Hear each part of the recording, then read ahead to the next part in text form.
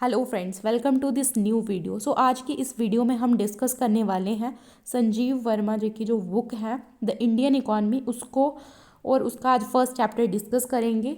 तो डिस्कस करने से पहले मैं आपको दो तीन इंपॉर्टेंट बातें बता दूं कि सबसे पहले तो अगर आप मेरी इस वीडियो सीरीज़ को फॉलो करना चाहते हैं तो सबसे पहले आपको ये बुक को परचेज़ करना होगा। आप इस बुक को कहीं से भी परचेज़ कर सकते हैं, अमेजॉन कोई भी ऐप से, या फिर डायरेक्ट भी परचेज़ कर सकते हो शॉप में जाके। तो आपको इस बुक का होना आपके साथ बहुत ज़्यादा ज़रूरी है।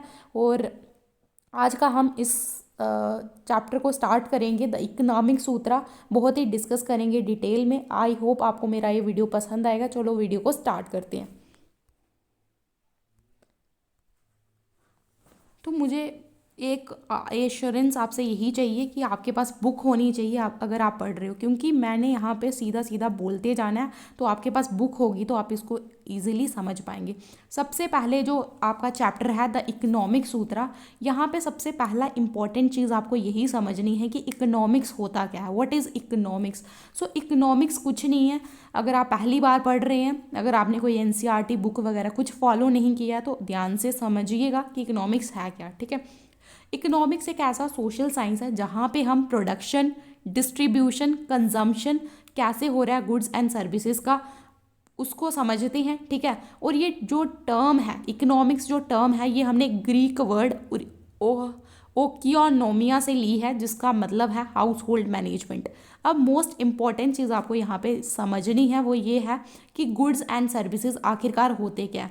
अब आपने अगर किसी बुक को नहीं फॉलो किया होगा तो आपको प्रोडक्शन, डिस्ट्रीब्यूशन एंड कंजम्पशन में भी थोड़ा सा लग रहा होगा, नहीं समझ में आ रहा होगा, बट कोई बात नहीं, आगे आगे आप थोड़ा पेशेंस रखते चलिए। आगे आगे आपको ये सारी जो टर्म्स हैं आपको समझ में आ जाएंगी। ठीक है, तो गुड्स एंड सर्विसेज क्या, आपकी बुक में ही एक एग्जाम्पल दिया हुआ है कि आप सोच रहे हैं कि आप अपनी कार को मैकेनिक के पास ले जाएं, जहाँ पर आपका मैकेनिक ये डिस्कवर करता है कि जो आपकी कार है उसको न्यू टायर की ज़रूरत है। ठीक है, तो आपको मैकेनिक क्या करेगा, आपको टायर लगा के देगा। ठीक है, तो जो मैकेनिक ने आपको टायर दिए, ठीक है, उसके लिए वो एक अलग मनी को चार्ज करेगा, और जो उसने सर्विस दी वहाँ पे, ठीक है, जो उनको लगा के दिया, ठीक है, बिना लगाए अगर वो आपको सीधा टायर थमा देता, आपको वो लगा के नहीं देता, तो इसके बिना आपको आप कार चला सकते थे? नहीं चला सकते थे। तो मतलब जो टायर थे that is your good, and जो आपको उसने लगा के दिए that is your service. I hope आप इस टर्म को क्लियर कर पा रहे हैं।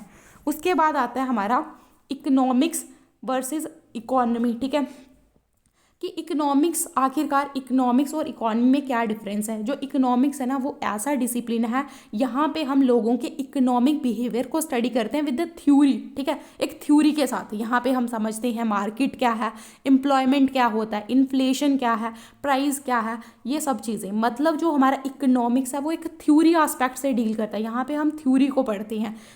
जबकि हमारा जो इकॉनमी एक ऐसा डिसिप्लिन है जहाँ पे हम प्रोडक्शन, कंजम्पशन एंड कैसे जो है गुड्स एंड सर्विसेज का डिस्ट्रीब्यूशन किया जा रहा है डिफरेंट एजेंट्स के द्वारा, उसको समझते हैं। यानी कि इकोनॉमी को में हम पढ़ते हैं कि कैसे रिसोर्सेज को मैनेज किया जा रहा है, वर्सेस जो इकोनॉमिक्स है वहाँ पे हम इकोनॉमिक बिहेवियर समझ रहे हैं ह्यूमन बींग्स का। ठीक है, यहाँ पे हम समझ रहे हैं कि कैसे हम रिसोर्सेज को मैनेज कर रहे हैं। ठीक है, तो आई होप आप समझ पा रहे हैं। उसके बाद समझते हैं वेल्थ क्या होता है।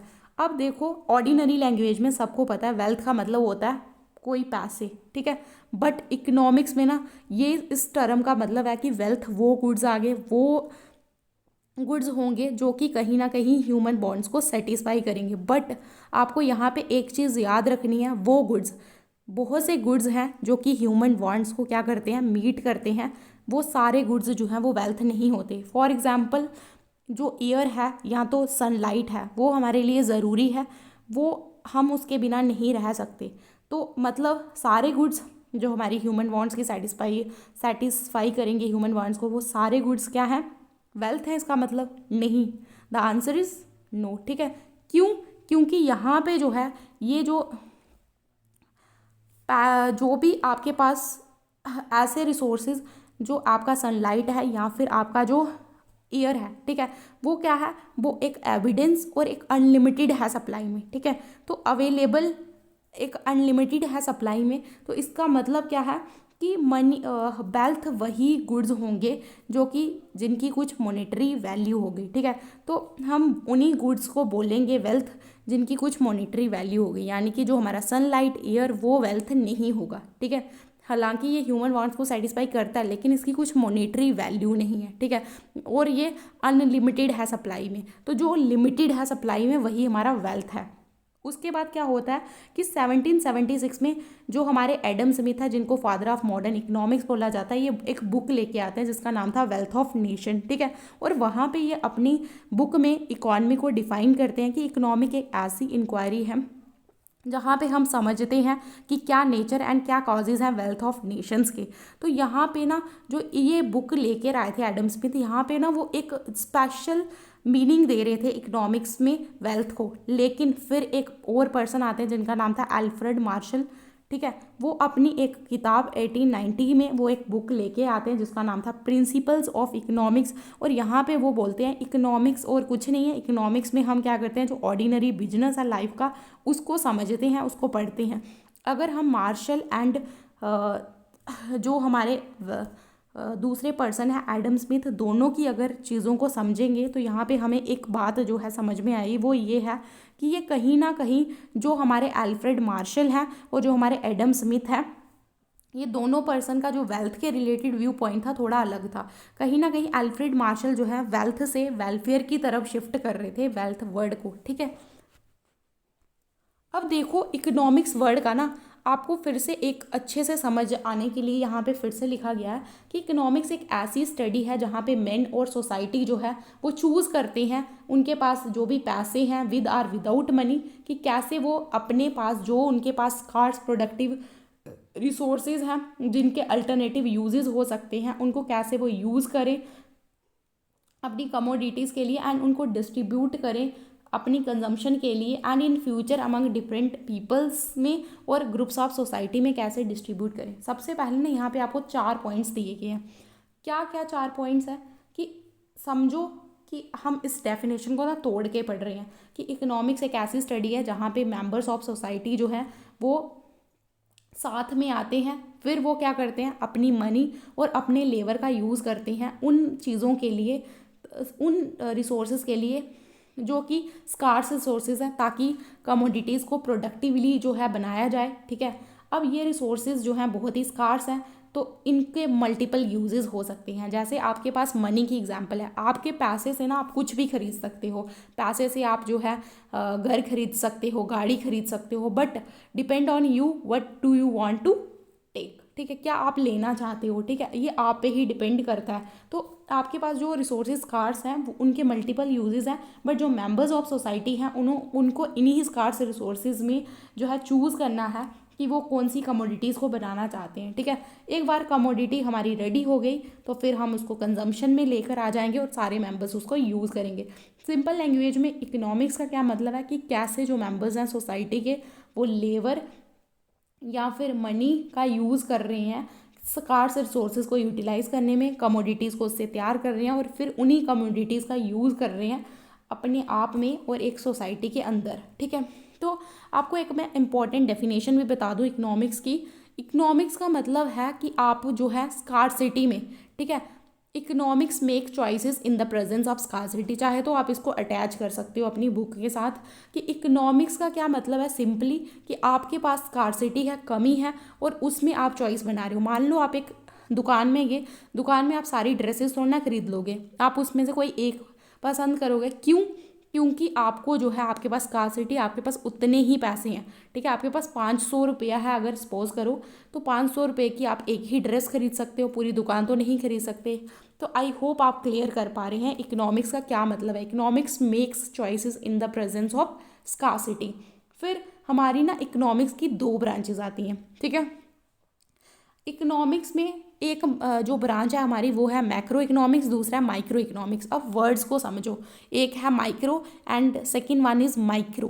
तो मैक्रो मतलब जो बड़े एस्पेक्ट से डील करेगी, माइक्रो मतलब जो छोटे एस्पेक्ट से डील करेगी। तो मैक्रो ना वो फिनामिना होगा जो हमारी कंट्री, हमारे वर्ल्ड को इफेक्ट करेगा और इसमें वेरियस डायमेंशंस आते हैं, जैसे employment, inflation, savings, investment and growth, macro economics ना कहीं मैक्रो इकोनॉमिक्स को ना हम theory of income and employment भी बोलते हैं, ठीक है, क्योंकि ये बड़े एस्पेक्ट से डील करती है। जबकि हमारा जो माइक्रो इकोनॉमिक्स है इसको हम प्राइस थ्योरी बोलते हैं, क्योंकि माइक्रो इकोनॉमिक्स में जो डिस्कशन होता है, जहाँ पे जो भी डिस्कशन होता है जो कमोडिटीज़ के प्राइसेस का होता है, ठीक है, उनको इंडिविजुअल लेवल पे स्टडी किया जाता है। यानी कि फोकस यहाँ पे होता है कि इंडिविजुअल के डिसीजन मेकिंग को समझा जाए कि कंज्यूमर का क्या है, फिर्म्स का क्या है, बिजनेस ओनर्स का क्या है, ठीक है। तो जहाँ पे कंसर्न ये भी होता है कि क्या प्रोड्यूस करना है, कितना प्रोड्यूस करना है, कैसे प्रोड्यूस करना है, उन प्रॉब्लम्स को सॉल्व किया जाए। तो सिंपली माइक्रो इकोनॉमिक्स में आपको ये याद रखना है कि यहाँ पे कैसे जो हमारे वायर्स हैं, सेलर्स हैं, वो कैसे जो है प्राइजेस कमोडिटीज़ का वो तय करते हैं, ठीक है। ये चीज़ हमें समझ में आ गई, ठीक है। आगे हम चलते हैं, डिमांड और सप्लाई क्या होता है, ठीक है। सो डिमांड एंड सप्लाई कुछ भी नहीं है, ये भी बहुत ही ईजी टॉपिक है, आपको ईजिली समझ में आ जाएगा। तो इकॉनमी में ना हमारे पास मार्केट होता है और मार्केट में हमारे पास 3 एजेंट्स होते हैं। मार्केट एक ऐसा सिस्टम है जहाँ जो हमारे प्रोड्यूसर प्लस कंज्यूमर प्लस जो ओनर्स है उनको लिंक करते हैं, और यही 3 इकोनॉमिक एजेंट्स हैं इकोनॉमिक्स के जो लिंक करता है मार्केट, ठीक है।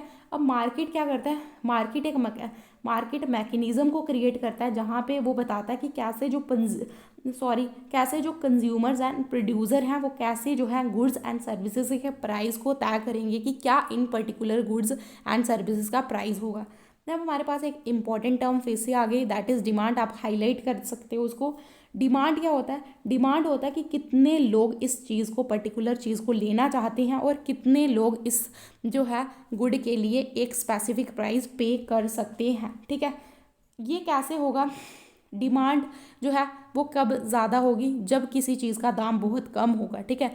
मान लो टमाटर जो थे वो 100 रुपया बिक रहे थे पहले, ठीक है, ये बेस्ट एग्जांपल है। तो उस टाइम पे जो टमाटर की डिमांड थी वो कम हो गई थी, लेकिन जैसे ही टमाटर के प्राइस कम हुए, 20-30 हो गए, उस टाइम पे लोग ज़्यादा से ज़्यादा टमाटरों को खरीदने लगे। तो इसका मतलब जो डिमांड है वो कहीं ना कहीं जो है वो प्राइस के साथ रिलेटेड है। और जब किसी चीज़ के प्राइस नीचे चले जाते हैं तो मोर कंज्यूमर्स उसको लेना चाहते हैं। जब किसी चीज़ के दाम बहुत ही ज़्यादा बढ़ जाते हैं तब उसकी डिमांड जो है बहुत कम हो जाती है और गुड्स ज़्यादा महंगे हो जाते हैं। अब देखो, जैसे कि प्रोडक्ट्स एंड सर्विसेज है, बिजनेस क्या करता है, अगर हमें बिजनेस में क्या होता है, प्राइजेस को कम किया जाता है ताकि डिमांड को इंक्रीज़ किया जाए। अल्टरनेटिवली जब किसी चीज़ की हम चाहते हैं कि डिमांड कम की जाए तो उसका प्राइस बढ़ा देंगे, तब उसको लोग कम खरीदना चाहेंगे, ठीक है। तो ये प्राइस जैसे ही फ्लक्चुएट करता है ना, इससे जब इन फ्लक्चुएशन होती है कि किसी चीज़ के दाम कभी ज़्यादा हो रहे हैं, कम हो रहे हैं, ठीक है। मान लो जैसे टमाटरों की एग्जांपल दे देती हूँ, ठीक है, उनके प्राइस एकदम से ऊपर गए नीचे आए, ऊपर गए नीचे आए, ये फ्लक्चुएशन हो रहा है, ठीक है। 30 रुपये थे, 100 रुपया हो गए, 100 रुपये से 30 रुपये हो गया। ये फ्लक्चुएशन होता है ना, जब ये इम्पैक्ट करता है डिमांड को, और इसी को हम बोलते हैं लॉ ऑफ डिमांड, ठीक है, कि हमेशा जो हमारा डिमांड है वो हमेशा प्राइस के साथ लिंक करेगा और कभी कभी सप्लाई के साथ भी लिंक करता है। फॉर एग्जांपल, किसी गुड्स की सप्लाई बहुत ज़्यादा हो रही है, ठीक है, और यहाँ पे अगर उसकी सप्लाई ज़्यादा हो रही है तो हमें क्या करना पड़ेगा, उसकी डिमांड भी मीट करनी पड़ेगी। तो उसकी डिमांड जो है वो ऑटोमेटिकली जो है ज़्यादा हो जाएगी, ठीक है। फॉर एग्जांपल, इसको आप समझ पा रहे हैं, अगर किसी चीज़ की इनसफिशिएंट सप्लाई है, ठीक है, पीछे से कोई चीज़ बहुत कम, जैसे टमाटरों को, अब कारण क्या था टमाटरों को ख़राब होने का, कि उनको कोई डिजीज़ लग चुकी थी, ठीक है, तो जिससे टमाटर ख़राब होते जा रहे थे, ठीक नहीं थे, ठीक है। तो इनसफिशिएंट सप्लाई थी, डिमांड पूरी हो नहीं पा रही थी। इससे क्या हो रहा था, सप्लायर्स ने क्या कर दिया, फिर प्राइस बढ़ा दिया ताकि वो कंज्यूमर सरप्लस को कैप्चर कर पाएँ, ठीक है। तो अगर इससे क्या होता है ना, जब किसी चीज़ की डिमांड ज़्यादा होती है, इससे जो है प्रोडक्शन, एक इम्पॉर्टेंट चीज़ ये है कि उस टाइम पे हमें प्रोडक्शन ज़्यादा करना पड़ता है, ठीक है। अब यहाँ पे ना 2-3 एग्जाम्पल्स दिए हैं, ठीक है, 1-2 मैं आपको समझा देती हूँ, एक आप भी खुद पढ़ लेना क्योंकि इजी है, ये समझ में आ जाएंगे आपको, ठीक है। सबसे पहला एग्जाम्पल है अग्रवाल स्वीट्स का। अग्रवाल स्वीट में क्या होता है कि जो वीक है ना, वीक में जो कस्टमर हैं वो बहुत कम आते हैं, लेकिन जो वीक एंड है यानी कि संडे को उसके पास कम से कम 500 कस्टमर को वो सर्व करता है एक दिन का। तो अग्रवाल स्वीट जानता है कि उसके पास जो कस्टमर होते हैं वो वीक के दौरान अच्छे नहीं होते हैं, ठीक है। तो इसी नॉलेज के साथ अग्रवाल स्वीट क्या करता है, अपनी जो स्वीट का प्राइस है वो 50% कम कर देता है, ताकि ज़्यादा से ज़्यादा जो कस्टमर्स हैं वो उसकी शॉप में आएँ, ठीक है। अब क्या होता है, जब कस्टमर्स को पता चलता है कि अग्रवाल स्वीट जो है वो सस्ती हो चुकी है, तो ज़्यादा से ज़्यादा कस्टमर आएंगे। ओबियसली ऐसा ही होता है, जब हमें पता चलता है कोई चीज़ सस्ती हो चुकी है तो सारे लोग जो है उसको बाय करना चाहते हैं, तो सारे लोग उसकी तरफ जाएंगे और इससे हर एक कंज्यूमर जो है वो उसको पे भी करेगा, ठीक है। तो हमें समझ में यहाँ पे क्या आया, हमें समझ में ये आया कि जो हमारा लॉ ऑफ डिमांड है उसका कहीं ना कहीं रिलेशनशिप है, किसके साथ, डिमांड एंड प्राइजेस के साथ, ठीक है। जब किसी चीज़ के दाम ज़्यादा हैं तो डिमांड कम है, ठीक है। ये समझ में आ गया हमें। जैसे कोई पानी पूरी की एग्जांपल है, ठीक है। पानी पूरी जो है 20 रुपये में मिल रही थी, उसका प्राइस जो है 50 रुपये हो गया। तो पहले उसको बहुत कम लोग खरीद रहे थे, लेकिन जब 50 रुपये हुआ तो बहुत ही कम और खरीदेंगे, ठीक है। अब पिस्ता बर्फ़ी का एग्जाम्पल दिया है कि पिस्ता बर्फ़ी जो थी वो 3,000 रुपये की 1 किलो मिल रही थी, ठीक है। लेकिन जैसे उसका प्राइस 800 कर दिया गया और इससे जो है डिमांड बहुत ज़्यादा बढ़ गई, ज़्यादा से ज़्यादा लोगों ने इसको परचेज़ किया। तो इसका मतलब है जब किसी चीज़ का जो प्राइस है वो कम है, उसकी डिमांड बहुत ज़्यादा हो जाती है, ठीक है। उसके बाद ऐसे ही ब्रिटानिया ब्रेड है। ब्रिटानिया ब्रेड में क्या है, यहाँ पे एक कॉन्सेप्ट समझाने की कोशिश की गई है, वो है इलास्टिसिटी ऑफ डिमांड। इस कॉन्सेप्ट को समझना ध्यान से, ठीक है। इलास्टिसिटी ऑफ डिमांड क्या होता है समझते हैं। फॉर एग्जाम्पल, जब एक प्रोडक्ट है ना उसकी इनलास्टिक डिमांड है, इनलास्टिक का मतलब होता है फिक्स्ड डिमांड है, ठीक है। यानी कि उस प्रोडक्ट की डिमांड ना ज़्यादा हो ही नहीं रही। मान लो कोई पर्सन है, कोई 10 ही लोग उस प्रोडक्ट को खरीद रहे हैं और कोई खरीद ही नहीं रहा, कोई फ़र्क नहीं पड़ रहा, एक फिक्स्ड डिमांड है, फिक्स्ड लोग ही उस प्रोडक्ट को खरीद रहे हैं, ठीक है। इससे जो उसका प्राइस है, उस चीज़ का प्राइस है, उस पर कोई इम्पैक्ट नहीं आ रहा है, ठीक है। जबकि प्राइस डबल हो जाता जब बहुत ज़्यादा लोग उस प्रोडक्ट को खरीद रहे होते, ठीक है। कोई ऐसा प्रोडक्ट है जिसको बहुत सारे लोग खरीदना चाहते हैं, तो उस टाइम पे उस चीज़ का प्राइस डबल हो जाता है। और ठीक है, तो जो इनलास्टिक डिमांड है वहाँ पे क्या होता है, आपको सिंपल समझा देती हूँ। इनलास्टिक डिमांड में क्या होता है कि यहाँ पे जो प्रोडक्ट है उसकी एक फिक्स्ड डिमांड रहती है, ठीक है। वो इतने ही लोग खरीद रहे हैं, पर्टिकुलर लोग खरीदते हैं और उससे प्राइस पे कोई इम्पैक्ट नहीं आता। लेकिन इलास्टिक डिमांड में क्या होता है, उस प्रोडक्ट की बहुत ज़्यादा डिमांड होती है और ये कहीं ना कहीं अपोजिट है इलास्टिक डिमांड का। बहुत से लोग जो हैं उसको खरीदना चाहते हैं और इससे कहीं ना कहीं प्राइजेस पे भी इम्पैक्ट पड़ता है, ठीक है। आई होप आप समझ पाए हैं इस चीज़ को। अब समझते हैं कि सेंट्रल प्रॉब्लम्स क्या हैं, हमारी इकोनॉमी में कौन कौन सी प्रॉब्लम्स हमें देखने को मिलती हैं, ठीक है। आपको पता है ह्यूमंस जो हैं वो एक सोसाइटी में सारे रहते हैं और हमारी कुछ वांट्स हैं, हमारी कुछ चाहते हैं, हम कुछ चीज़ें डिज़ायर करते हैं, लेकिन हमारी वांट्स अनलिमिटेड है। हमारा मन करता है हम ड्रेसेस खरीद लें, हमारा मन करता है हम घर भी खरीद लें, गाड़ी भी हो हमारे पास, बहुत सी वांट्स हैं हमारी।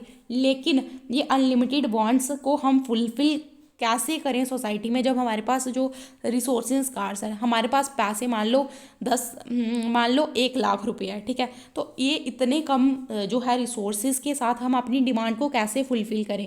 तो मेन प्रॉब्लम इकोनॉमी में यही आती है, ठीक है, कि कैसे हम इस जो हमारे पास स्कार्स रिसोर्सेज हैं उनको कैसे हम यूटिलाइज करें ताकि हमें मैक्सिमम सेटिस्फैक्शन अटेन हो सके ह्यूमंस के लिए। मान लो हमारे पास कितने पैसे हैं, 1 लाख रुपये, हम 1 लाख का क्या खरीदें, हमें समझ नहीं आ रहा है, ठीक है। हम 1 लाख का क्या ही खरीदें, ठीक है, हमें समझ नहीं आ रहा है कि हम क्या खरीदें। या तो इससे ड्रेसेस खरीद लेते हैं, या तो इससे जो है और कुछ खरीद लें, क्या खरीदें, ठीक है। तो इन्हीं के बीच में आपको चॉइस बनानी पड़ती है और यही इकोनॉमी है, ठीक है। और इसी को हम बोलते हैं इकोनॉमिक प्रॉब्लम। जब हमारे पास रिसोर्सेज लिमिटेड हैं और उसके बीच में हम जो है डिसाइड नहीं कर पा रहे हैं, इसी को बोलते हैं इकोनॉमिक प्रॉब्लम, जिसमें हमारे 3 फंडामेंटल क्वेश्चंस आते हैं जिनको बोलते हैं व्हाट टू प्रोड्यूस, क्या प्रोड्यूस करें, कितना प्रोड्यूस करें, किसके लिए प्रोड्यूस करें, एंड क्या प्रोविजंस लेकर आएँ जिससे हमारा इकोनॉमिक ग्रोथ हो, ठीक है। अब हमारे इकोनॉमिक्स में ना 2 तरीके की एक्टिविटीज़ होती हैं। First is your economic activities and second is your non economic activities. The first is economic activities, इसके अंदर कुछ स्टेप्स आते हैं।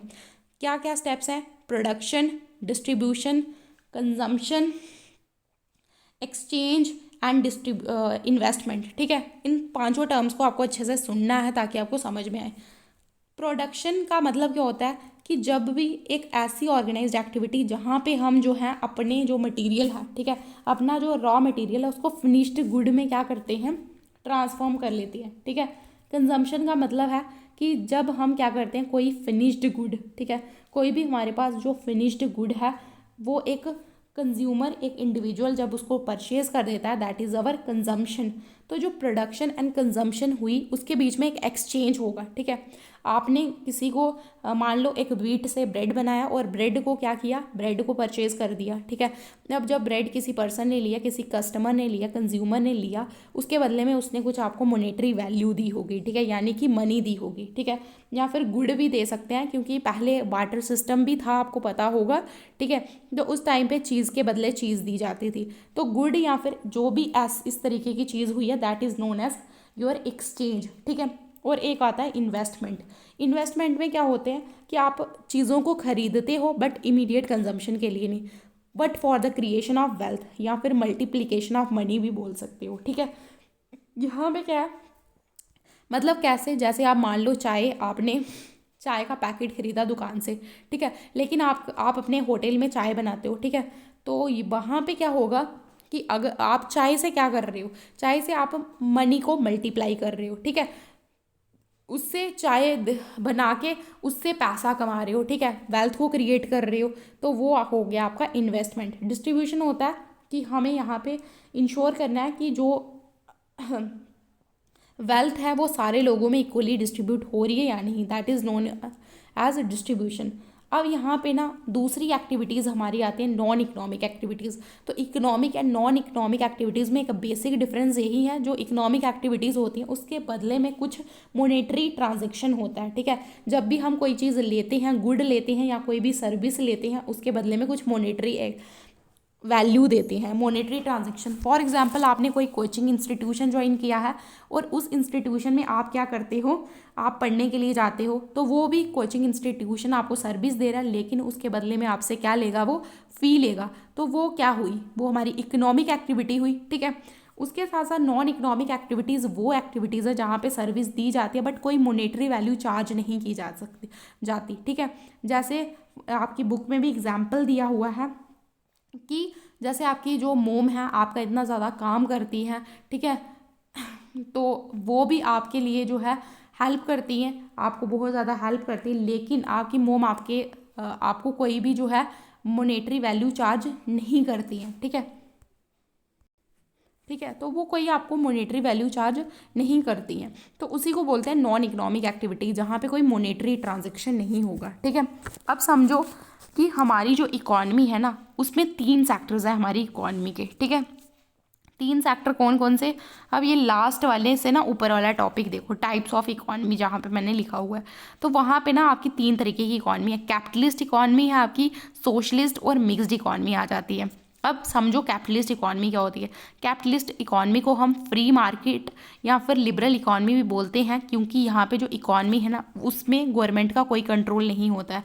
यानी कि जो कैपिटलिस्ट इकॉनमी है, जहाँ पे जो मीन्स क्या हम प्रोड्यूस करें, कैसे डिस्ट्रीब्यूट करनी है वेल्थ, वो खुद हमारी जो मार्केट फोर्सेज हैं वो हमें बताती हैं।